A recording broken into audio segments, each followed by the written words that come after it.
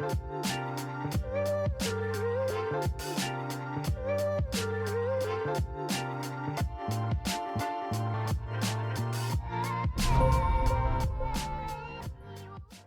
everyone out there. This your main correspondent, Alan Taylor, and I'm back in the broadcast room yet again, man, with another one.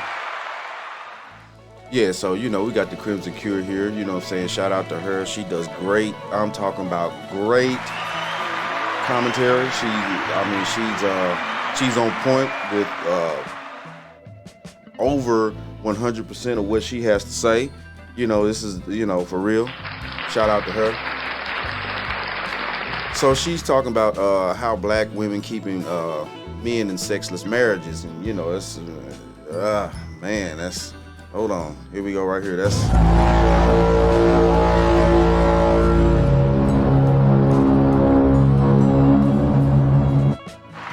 no good.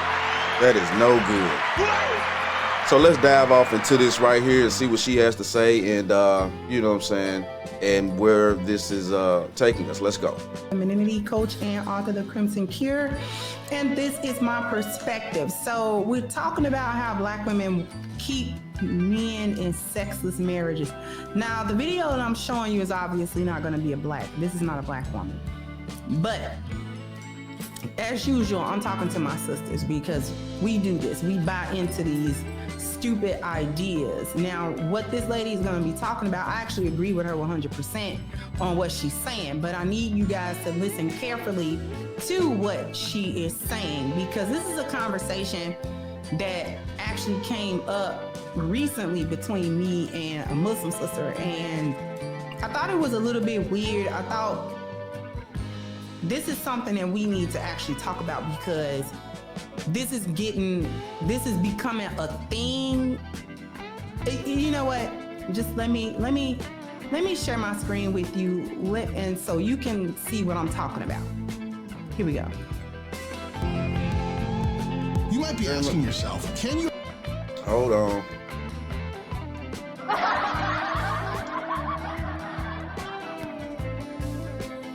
I'm going to be honest, I hate this consent word. I know how important it is, and I know why there's been this surging trend of implementing the idea of consent and consensual relationships, but I have to tell you, the consent word, god damn, does it corrupt relationships. Why does someone need consent in a marriage? That's what I want to know. When you get married, what you are consenting to is two becoming one. For me, what that means. Okay, now, let's speak upon that. Here we go. Now, for all you people out there that don't understand the contract of marriage, yes, that's what it is. You know what I'm saying? She belongs to you, he belongs to you. That's how it goes. I don't give a fuck what nobody want to say. You can sit there and talk all that crap all you want to. You know what I'm saying? That's just how it goes. Oh, I'm sorry. Oh, you thought it was something different. Oh, you thought that most women sit around and think that they still belong to themselves, within a marriage. No, you don't.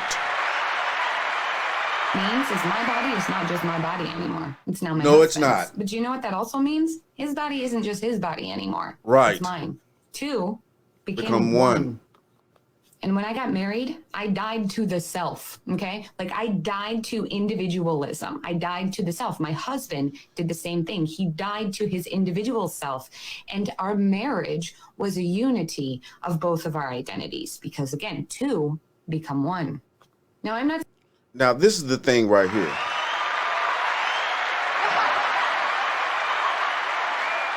This is the thing. When you stand at that altar or wherever you're standing, it doesn't matter. Once the minister or the judge or whoever says those words and you say, I agree to those words, you're agreeing to a union of one people. That's just how it goes, okay? That's just how it goes. I don't care what you're talking about. You can sit there, you know what I'm saying, and scream till you blue in the face. It doesn't matter. You become one at that point. Both of you leave self at that altar or wherever you stand. You leave self there and you walk away as a union, people. That's how that goes. Okay? No ifs, ands, or buts about it. I don't want to hear no upside down trauma. This is how this shit works, okay, people? I'm not saying marriage is a license to do whatever you want. I disagree with that idea completely. And on that note, I'm gonna speak on that too. No, it's not. No, it's not. You know what I'm saying? Marriage is not a license just to do whatever you want to do to your spouse, shit like that. Like without they, you know what I'm saying, understanding or willingness to at the same time. But at the same time, it's a difference between a normal marriage and something outlandish or some type of crazy ass shit going on. And we know that's the truth. Let's keep this real. We all got common sense out here. You know what I'm saying?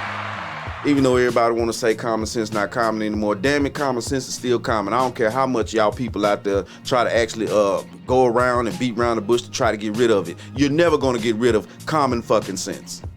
But marriage is a sacrament. We pledge vows to one another. We take oaths to each other on an altar where we've already sacrificed our individual selves to unite the two into one.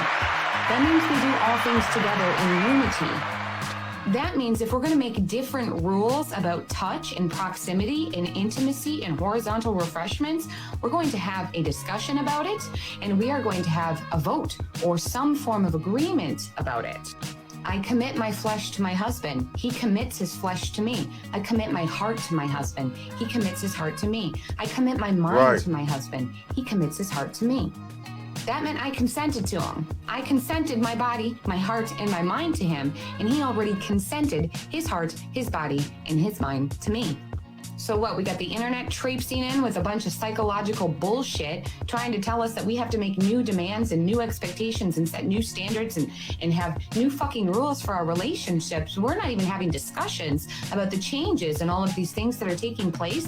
And then women are taking leisure at being constantly emotionally offended and feeling like they're being emotionally raped or something, because how dare their husband, who committed his flesh to her, ask to touch her flesh, ask to be in her flesh. It doesn't make sense to me. To the people who talk about this consent word, look, I am not encouraging your man to just take whatever he wants, nor a woman, but I gotta ask the question. If you're not gonna have horizontal refreshments, and you're not gonna let your husband have some titty therapy, why the hell do you get married? You know? Okay, now that makes no sense. That makes no sense at all. You know what I'm saying? And I'm definitely with her on that. You know what I'm saying? Why would you get married and then you want to sit around and not, you know, be physical or intimate with? And what the French toast is there to think about? Obviously, it's a lot to think about, because these people out here losing their damn minds. That is not what you do in a marriage. When you're in a marriage, you're in a union. You know what I'm saying? Listen, we understand that, you know, yes, it's times when a man don't even want to have sex, just like it's times when a woman don't want to have sex. It's everybody, you know, sometimes people get tired, sometimes people be, you know, yes, work weeks, all that type of stuff. We understand that. But listen here, you know what I'm saying? At some point, there needs to be a healthy situation where, you know, you're having healthy intimacy enough to keep both of you intertwined with each other. That's the whole point. Healthy intimacy keeps you intertwined with your partner to where there will be no room for anybody else to come in to damage the operation.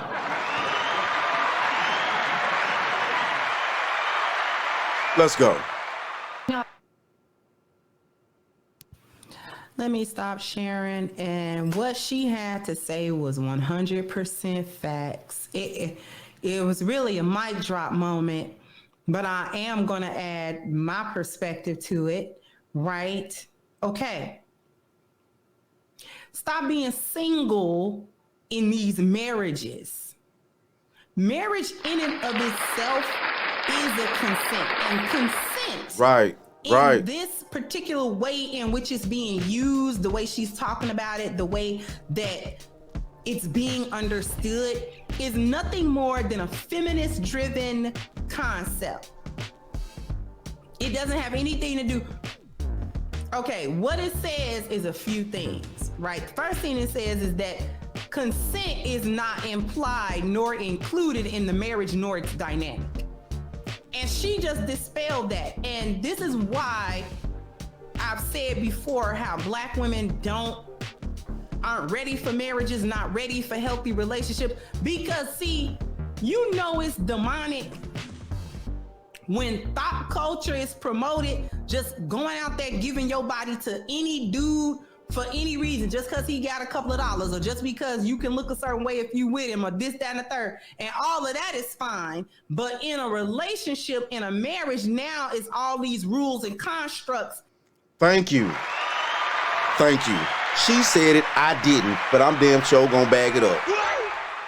You know what I'm saying? And see, that's the backwards thinking. That's the backwards ass problem that we're having here with these dingbats.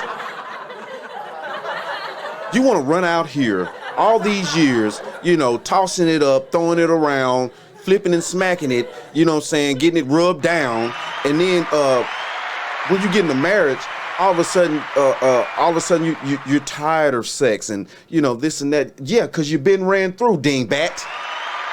And what the French toast is there to think about? And, you know, yeah, you tired of sex by now. You know, you settled down because you was actually tired of sex. See, that's what nobody wants to talk about right there. You know what I'm saying? Yeah, you settled down with the man that you knew was going to be able to provide something for you. Because, yeah, you was tired of having sex. You done had all the sex you wanted to have in your lifetime by that point. You know what I'm saying? You'd have been ran through. But then you want somebody to marry that piece of shit. You know what I'm saying? Hold on.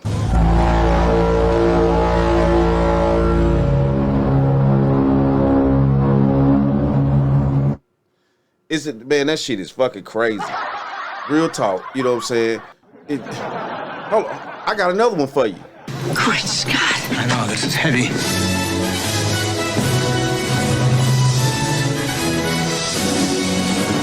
And that's what's going on right there. This shit is heavy. And y'all people need to wake up to the truth out there. You know what I'm saying? Yeah, that's what happens. You know what I'm saying? Women with that type of thinking right there, they actually settle down because they're tired of sex. That's the reason why they don't want to have sex with their husbands, because they've had all the sex that they ever could have in their lifetime. They've had too much sex. They've overly been sexualized. That's the whole point about being overly sexualized. That's what we're talking about, right? And what the French toast is there to think about? I mean, you know, obviously it's a lot, because, you know, these dingbats out here, they obviously can't seem to think. You know, send the crows out for these hoes. Real talk. Shit is ridiculous, man. That didn't apply when you weren't married. When you was just out there in the street. Out there in the street is a free-for-all. Right. Now all of a sudden when you get married, now it's all of these rules and shit. Things you have to think about. Yeah. See, that right there Ass is backwards. But anyway, it implies that women maintain gatekeeping of sex after marriage, and that her sexual energy and her physical sexual self, her body, is not to be made available to her husband on demand. That's number one. But hold up. Peep this out, though. You know what I'm saying? She sure was on demand for Lil Ray Ray, you know what I'm saying, in the hood and shit. You know Lil Ray Ray, he could barely spell his own name. You know what I'm saying? Real talk. You know, he did, you know, the only word, you know what, and you know what, and yeah, baby, you know, I just want to tap that ass, you know what, and you know Lil Ray Ray. Everybody know Lil Ray Ray. You know what I'm saying? Everybody know Lil Ray Ray. You know, walk around with his pants hanging off his ass, smelling like hot Cheetos every time he turn around and shit. You know, like, they go take a bath. Oh man, you know what, and man, I'm a real DJ. You know, I'm real. You know what I'm saying? Shit ridiculous, man. Shit is ridiculous. When they start talking this consent stuff in the confine of a marriage, they're telling women that you still gatekeep sex. No, you don't. Not in a marriage. You don't. No, you don't. Gatekeeping is done. It's done. Because that's the whole point of it. And see, y'all are confused about it because we've been steeped in thought culture so long that you can't even fathom where there was a time where sex was not something that you ever did outside of marriage to begin with. Right. But don't nobody want to talk about that. Sex was something that you didn't do outside the confine of a marriage. So at all. That was like a driving force of it too. Not only was all of these other things that was attached to being married, but there was also that sexual component. Like, okay, because a lot of that was driven religiously and spiritually. Amen. So a lot of people across the world was like, you know what? I'm not able to fornicate. So in order to keep ourselves out of that category, we need to be married in holy matrimony to get that off. There we go. Right there. She said it right there. You know what I'm saying? She said it right there. You know, and what I'm finding out here is that a lot of you people, due to the fact that it's been a lot of things, not necessarily erased, I don't want to say it that way, but kind of put in like this mystic circle in society that, you know, the way that we used to operate as human beings to keep down diseases and keep down keep down diseases and also keep the population with the right people that need to be born. You know what I'm saying? And I'm just gonna be honest with you here. Nobody wants to talk about this, but I'm finna go here with you. Yes, keep the right people being born. The people that are born within marriages and actual, you know, the confines of, you know, documentation and putting things in its proper place. You know what I'm saying? In order. The people that are born when, you know, things are in order, yes, they tend to have a better life. Now, you know what I'm saying? At the end of the day, I'm gonna be honest with you. Yes, I had a child out of wedlock. You know what I'm saying? And that's sad on my part. You know what I'm saying? So, you know, I understand. I understand what the hell going on out here. You know, if I could turn back the hands of time and do it the other way, yes, I would. Real talk, 100%. You know what I'm saying? 100%. I really would. But you know what I'm saying? I was a child that was born out of a marriage. So I know it's a difference.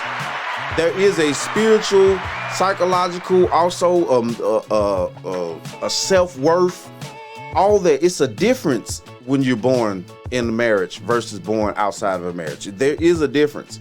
You know what I'm saying? That's the reason why, you know, especially if fathers are, you know, involved in their children's lives, they overcompensate for their children naturally, even if, you know, men don't come from, you know, even if the men don't come from marriage homes and stuff like that, women do it too. But if you don't come from a marriage home, you overcompensate with your children because, you know what I'm saying, you know you didn't have them the right way. Let's just keep this honest with you. It's something innately in us as human beings. You know what I'm saying? Yes, we feel some type of way if we have children outside of the confines of marriage. You know what I'm saying? I don't give a fuck whether nobody chooses, whether you accept it or not, or whether you think it's, you know, just talking out the side of my neck or whatever, but you know that's deep down off inside you, you know what I'm saying? Especially if you done had a child out of wedlock. You know it's there. You know it's there. You feel it too. So don't give me that. I know you do. So that we can do that and not be spiritually like in a bad way or be sinful while we engage in something that is actually natural to us, which is the desire for sex. And we all know that, whether you Christian, whether you were Jewish, whether you Muslim, and there are plenty of other cultures and spiritual systems that are on that same wavelength. You gotta have some type of connection with this person before you can engage in the sexual connection. It's not a free-for-all. And hold up. Here we go. This is the thing right here as well. When it becomes a free-for-all, you know what I'm saying, the women of the culture actually pay for all that free sex. I'm sorry, but yeah, as women, y'all do.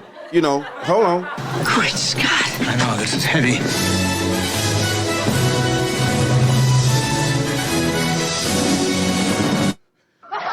Mentally and emotionally, you know what I'm saying? Women pay for having free-for-all sex with just anyone instead of having that one mate for a lifetime like they're supposed to. Women that have sex with too many different men, they can never be mentally stable. You know what I'm saying? They would have to take a long fasting period of time, a lot of meditation, a lot of prayer, a lot of, you know what I'm saying, getting back in tune with oneself in order to correct herself, to, you know what I'm saying, pull herself back together again. I mean, I'm just being honest with you, because if she having sex with so many multiple men, she's being pulled in so many different ways, you know what I'm saying, she's not going to be whole. You can't be whole being pulled 35 different ways. I mean, let's just keep this real. So, you know, that's just how it goes. You know what I'm saying? Women are built a totally different way, and that's something that a lot of these women out here do not want to accept. Yes, you're built different. That's just life. Sex is no longer your job after you're married, because the marriage in and of itself is the consent. That's sexual consent. That's saying I, as a woman, am going to make my sexuality, my sexual energy, my physical body available for you on demand. At all times, baby. Thing that it talks at all about, times. And that it says and that it speaks to is demonizing sex on demand. That sex on demand is being likened to trafficking, sex trafficking, or sexual slavery, or rape. And see, there we go with these problems right there.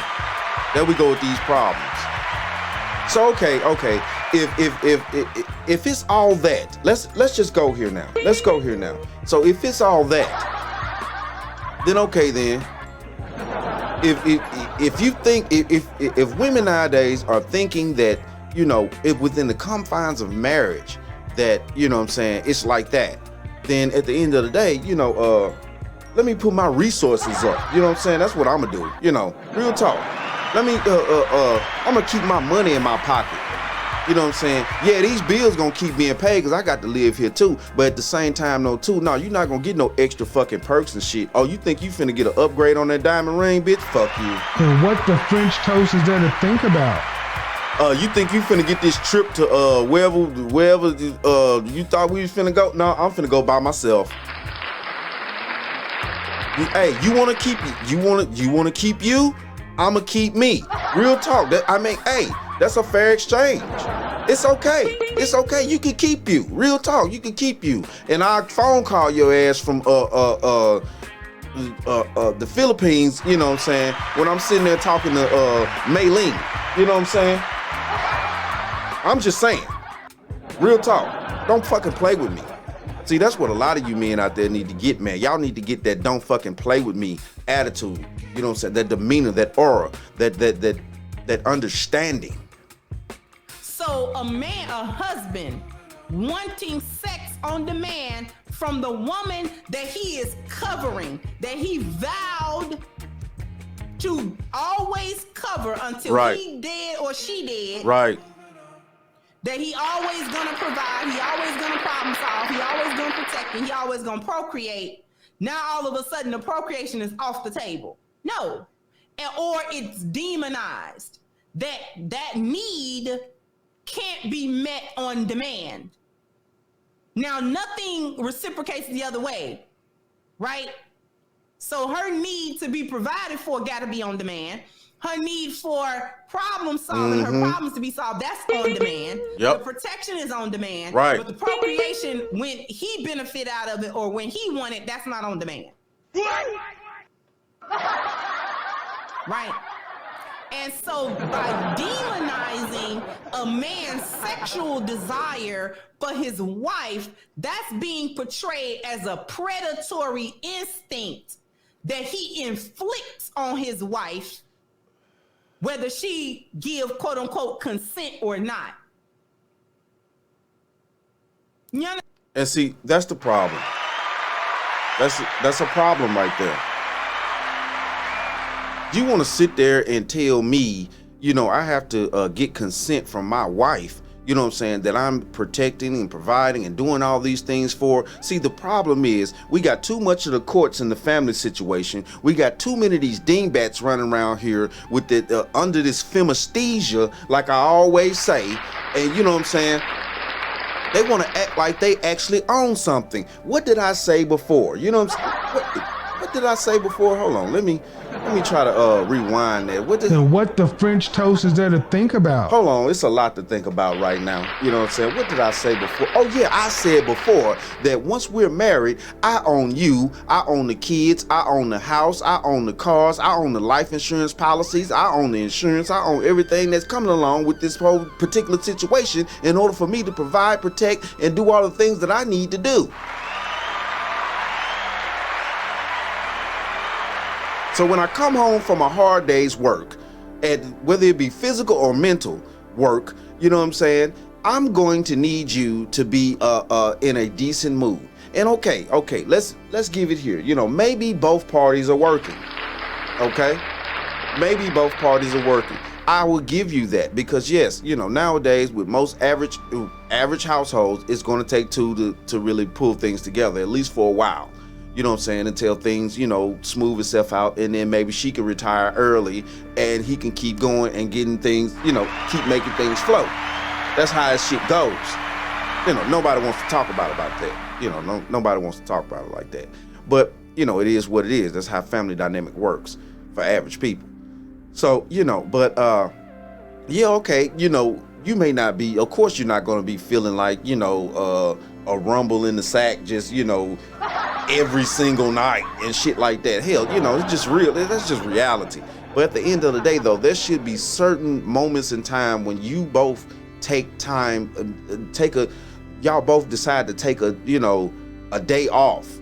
Like y'all schedule next week, well, we're both going to take Tuesday off. Put that in your schedule. We're both taking Tuesday off. We're going to spend Tuesday together, and we're going to make sure that we keep the kindling of the fire burning within our marriage.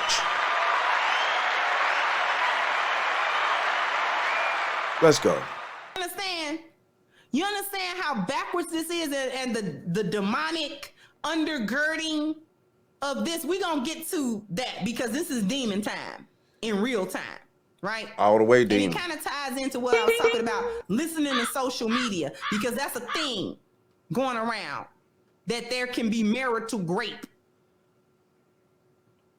Then let's go into it, because that also presents fear mongering that husbands can or will grape his wife. Right? And they're putting it out there as if men don't have any sense of patience or sense of understanding. Right. Thank you. There being times where we don't do sex. Right. That goes back to what I said about the people, the household with, two people are working or things like that. Hell, even if she's a stay-at-home mom, yes, she still works around the house, cooks, clean, all that. Yes, that does get tiring as well, too. You know what I'm saying? Let's just keep this real. So it's not like men don't know that when, certain times, and then you got the certain time of the month, all types of stuff. Yes, we, as men, we know this. Intelligent men are not out here graping anybody. That is not what we do. That is disgusting. That is demeaning. That is some of the most horrible thing. Well, one of the most horrible things you could ever do as a human being. I'm not with that. I'm not for that. I don't have nothing to do with any individuals that would ever think about doing some type of asinine shit like that. Let's go. If she low down sick, okay, she got the worst flu you done seen her have. Right. I don't know a loving husband that's thinking about to not take. He not even thinking about sex at that moment. He thinking about getting his wife back on her feet, giving her the care, and that comes also with the protection. That comes also with the protection. You know what I'm saying? That's part of protecting too. Not only are you protecting your wife against external forces, you're also protecting your wife against sickness and illness. You know what I'm saying? Let's just go there. Nobody wants to talk about it like that, though. You know, hey, but it's the truth, though. It's the truth. You know, and guess what? Great Scott. I know, this is heavy.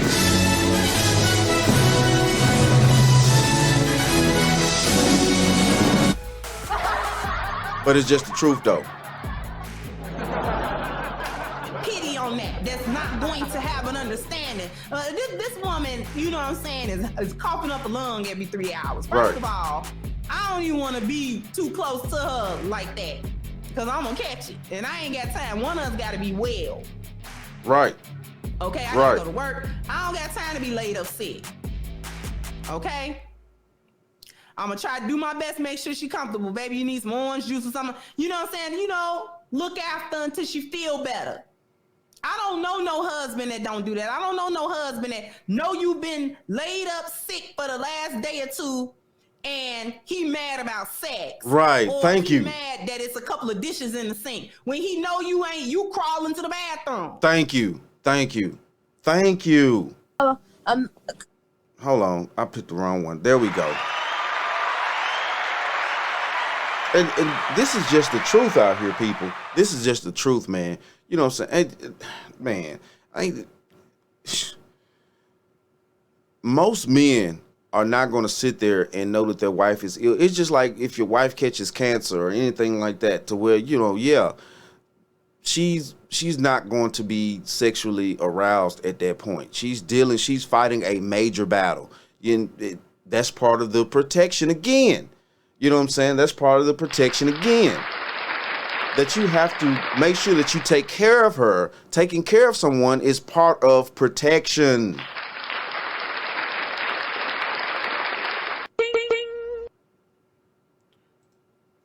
You know what I mean? Like, I don't know no husband that don't understand that. I don't know no husband that don't understand she on a period.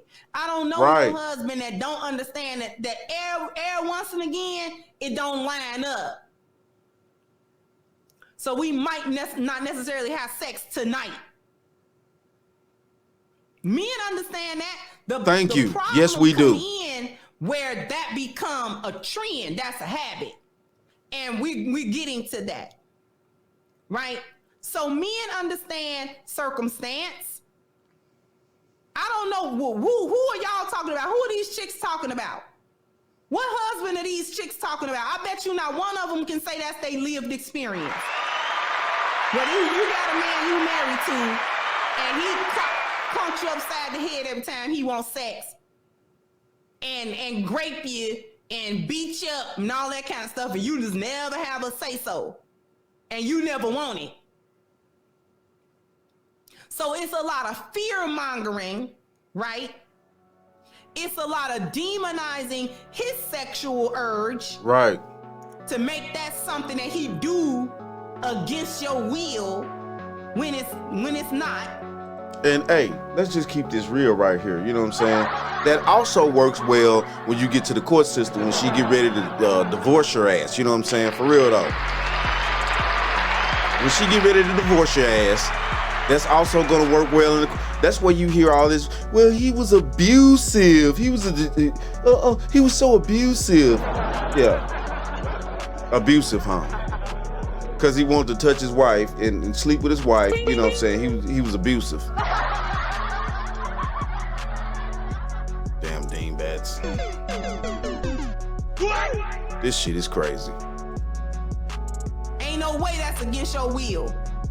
You done had a train ran on you before. Ain't no way that's against your will. Or now all of a sudden you don't like sex now that you're married. Right. We not doing that. Right. That go back to what I said earlier. You know what I'm saying? About, you know what I'm saying? These women settle down to stop having sex. You know what I'm saying? That's what they do. They settling down to stop having sex, not to keep having sex, because they done had all the sex that they've ever had before they decide to settle down. You know what I'm saying? Like, hey, hold on, because I know this is... Great Scott. I know, this is heavy.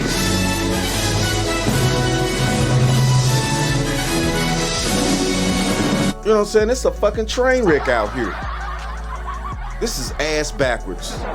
Real talk. He know when you emotionally can't do it. If you grieving the loss of a close family member, you just found out that this person passed away today.